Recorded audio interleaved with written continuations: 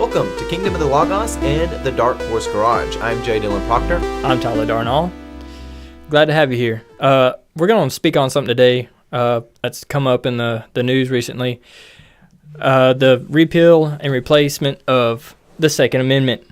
And along with that, we were going to get into talking about the other amendments that go along with it and how important they are. Yeah, this really came to us as a question of how does the Bill of Rights relate to children? What really are the parameters that the Bill of Rights works within, and how does that relate to our society? So let's get right into this conversation. I want to start off by saying just a little bit of back history. I didn't really ever think about the Bill of Rights a whole lot growing up until I started getting into firearms, and then I started seeing how important the Bill of Rights were, not just to firearms, but to your freedom of speech, your speedy trials, your due process, everything that goes on in life. They're actually really important to have. So turn it over to Dylan, see if he wants to hit on any notes. Well, yeah, the whole idea is the Bill of Rights are something which allow us as people to say this is what I as a sovereign individual am entitled to in life. And it's not really an entitlement in the sense that says somebody has to give me things. It's things that really can't be taken away from you, and that's very different than the idea of something being given to you. These rights are things which you as a sovereign individual, you can execute your own behavior thereupon.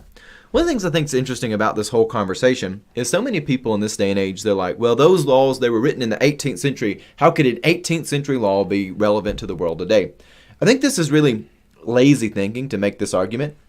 And it's usually not even a intellectually honest argument, because they like some things from they may say, well, the First Amendment's good. We like that. We want to go out and protest. But then the other amendments, they're not so into. They don't really respect the due process. They always want to have some sort of external justice than something which is unqualified justice. And it's very interesting, the argument that it's an 18th century document irrelevant to us today, because I think it's a very foolish argument. The idea that people in the past can't have a say in where we're at today. Of course, G.K. Chesterton, the famous theologian, makes the statement, true democracy is allowing the voices of the past to still have a voice about where we're at in the future, and being able to build off of that and build a more constructive future based off what we have learned in the past. And just to throw away everything is just ridiculous to me, to think we're just going to throw away rights because of the era they were written. So one thing I do want to say, touching on what Dylan said, is the outdatedness of the Second Amendment, and that it only applied to muskets and stuff, but how are we using the First Amendment to justify videos? That's not in the Bill of Rights. It doesn't say anything about photography and videos and stuff like that. It's more about freedom of speech, assembly, and religion. Also, I guess that involves pen and paper, right? But It doesn't involve video. So as technology advances, the Bill of Rights it automatically covers it. Yeah. It doesn't have to be reworded. Yeah, it's amazing how constructive the Bill of Rights are. And even starting with that First Amendment there, the idea of freedom of speech, this isn't just the idea that you can go out and say whatever you want. This is the idea that you, as a sovereign individual, again, as not just a someone who is a subject, but someone who is a sovereign citizen, you can think clearly and freely as you see fit. And one of the things that bothers me is so many people in our modern day and age, they want to police thought, and they do this through policing language. And the whole purpose of the First Amendment was that you could think controversial things. You could say controversial things. Now, that didn't mean you had the right to force that on others, but you were not to police thinking.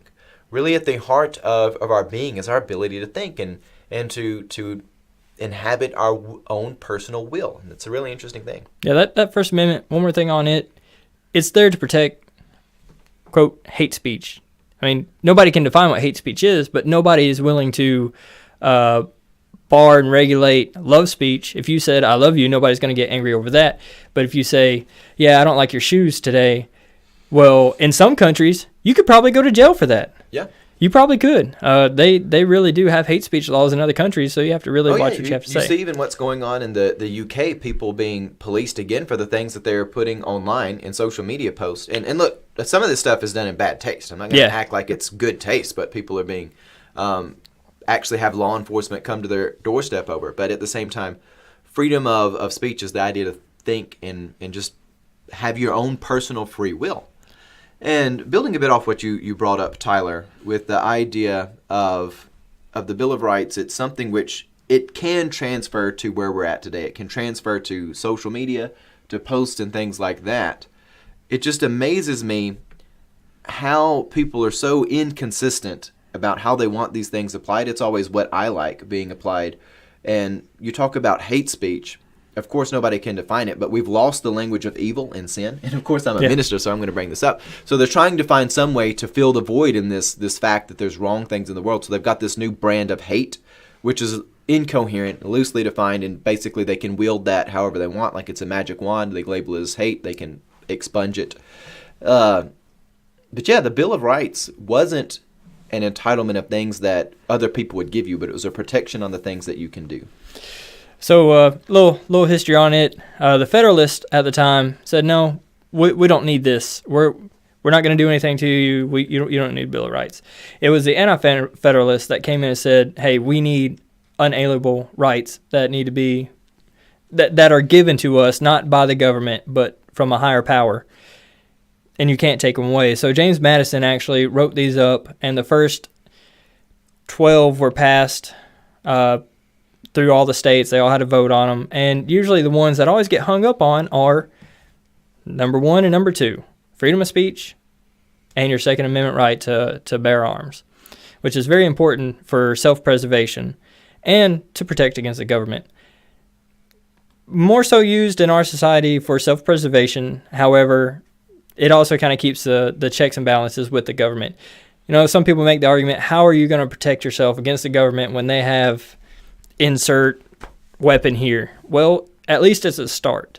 I'm not saying we need to take up arms against the government. I'm just saying if anything did arise, you could potentially protect yourself against from tyrannical government or an invader or whatever. You can help a citizen out in public. There's situations that arise that you need to be prepared for, and this is going to get into another topic for another time of personal responsibility.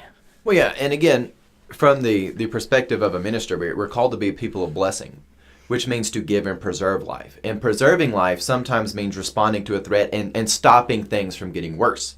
Again, it's like when a doctor goes in and uses a scalpel to do surgery on someone. That's not stabbing someone, that's stopping something from getting worse. There's a call to preserve life. And there's a really big difference between somebody who is being a protector and someone who is being a murderer. There's a huge difference between someone initiating something and then someone responding to something. Which is why we live in such a very perplexing time where people call things microaggressions, because, again, the idea is that you can justify a physical violence reaction if you label words violence. When we all know there's a big difference between somebody coming over and punching you and somebody actually just calling you something you don't like. But as we come to the Bill of Rights, I think Tyler's right. They are something which we don't always see being relevant. Especially you were talking about being able to preserve yourself against the government. It's hard to imagine that when you've never lived in a world where the government is coming after you with arms. But even if we look at the 20th century and what all went on with the many wars which went on in the 20th century, time and time again, you can see closed examples of places that were armed and places that weren't armed. You can see how Nazi Germany reacted to this. You can see how the Soviet Union reacted to this. People who were able to arm themselves fared so much better. And a lot of times, people would choose not to invade those populations. You can even see Japan making the decision. It's not a good idea to go on U.S. soil because of this. This idea that it doesn't really matter. This is a fictitious thing that the government could come after you. That's always a dangerous mentality to think that bad things can't happen to you in life. Yeah, I was actually just about to speak on the Japanese subject. I read on that the other day, and I was actually pretty happy to hear that. That was a great deterrent from another nation coming in to try to overthrow us. So I'm glad you brought that up. Do you believe that they're taken for granted? I mean, every single one of them, as far as not even just so much the Second Amendment and First Amendment, but your due process, the unlawful search and seizure, without probable cause, warrantless. I'm not sure where warrantless is. I guess that would be your searches, but. Well, yeah. Anytime you talk about stuff, especially now moving to the area of criminal activity, when we get involved with the justice system, a lot of times people do take these things for granted until they're in a crisis moment in their life where they're dealing with it firsthand. They don't spend a lot of time preparing for this. Again, this is why we have people who are professional lawyers. Not only is the language usually outside the parameters of what most people function at, and I don't just mean intelligent people, versus unintelligent people, even intelligent people who are unfamiliar with the laws. I mean, it's specific, sometimes illogical loopholes that you have to be able to go through.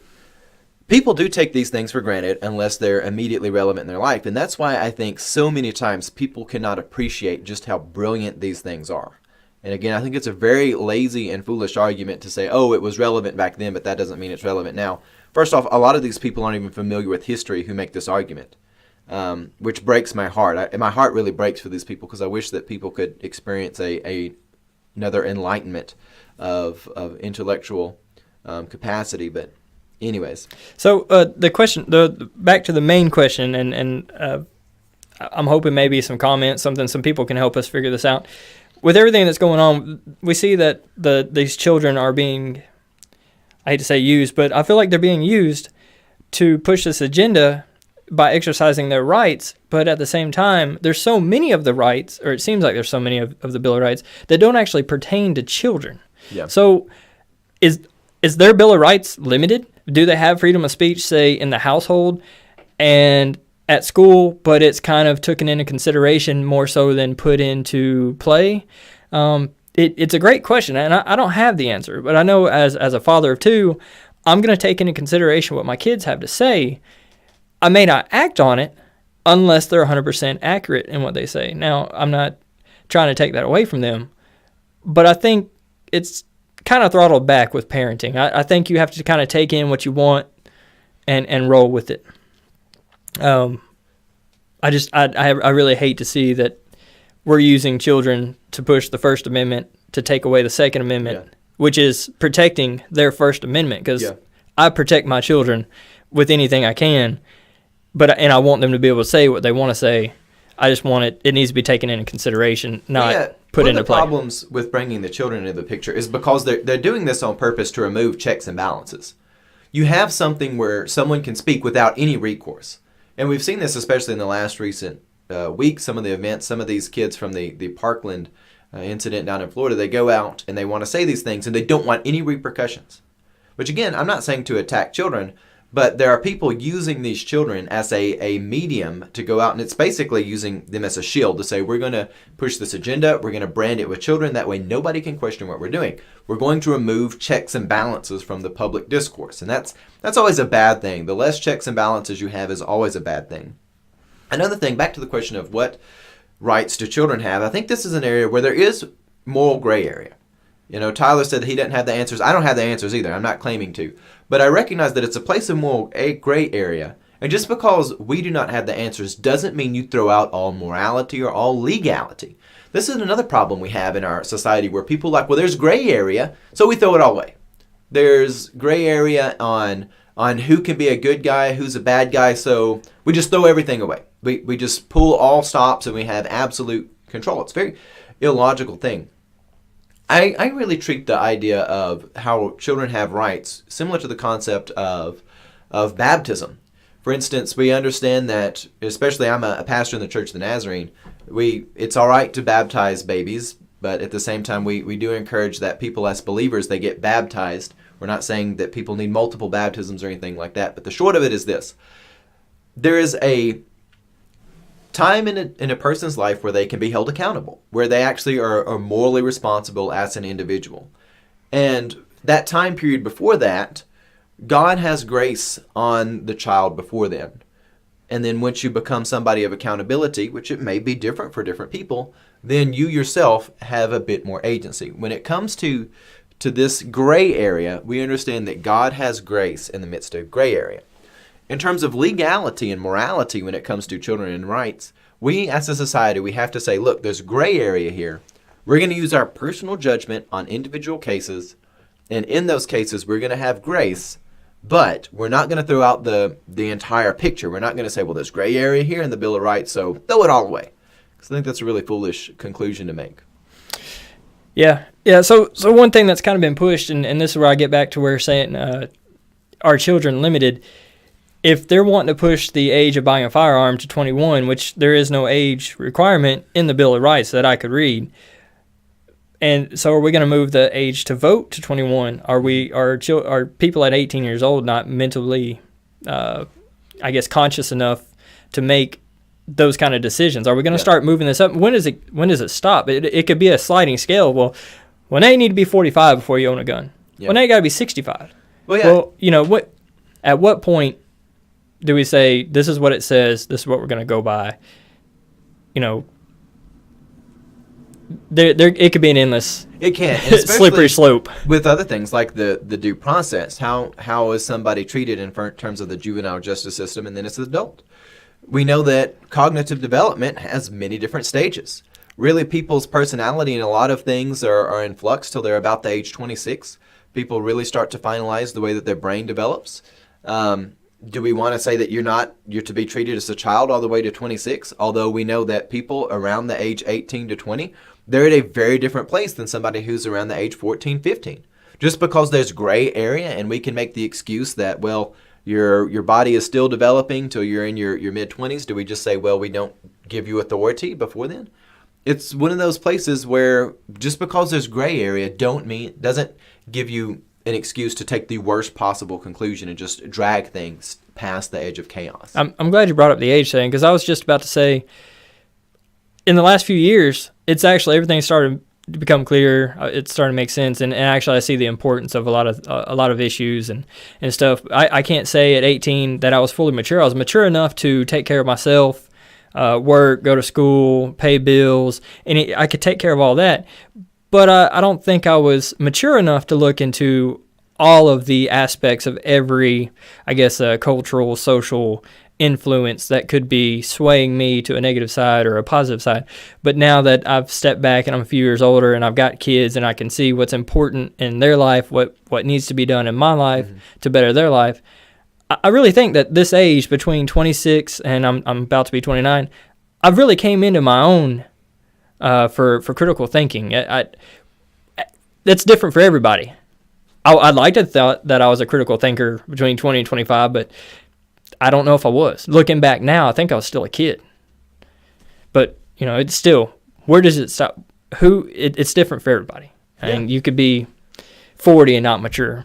But yeah, that's the thing. Treating people as individuals and looking at things case to case does so much wonders for us as people. Again, there are generalizations that are real. That doesn't, just because there's gray area, don't mean you throw everything away, but just looking at stuff case by case. So how willing are you, Dylan, myself, willing to give up these rights that are given to you or that are bestowed upon you for safety? I think there is a quote from, I think, Franklin that, when you give up your freedoms for safety, you'll have neither. Yeah. And there's a lot of truth in that. So, think about it. Yeah, and government taking away of liberty is always a win-rate street. I can't think of any times outside of the death and rebirth of a nation/culture group of people. They tend to die and be reborn. It doesn't seem that liberties come back to people. It's a terrible cycle, and it always bothers me when people seem to be completely of a state of mind which ignores history to the point of not realizing that forsaking liberties is not a good thing. It's just not. Well, guys, I hope we left y'all with some pretty good questions to be answered. Think about them. Think about them hard and long. I know I have been ever since this Parkland stuff's happened.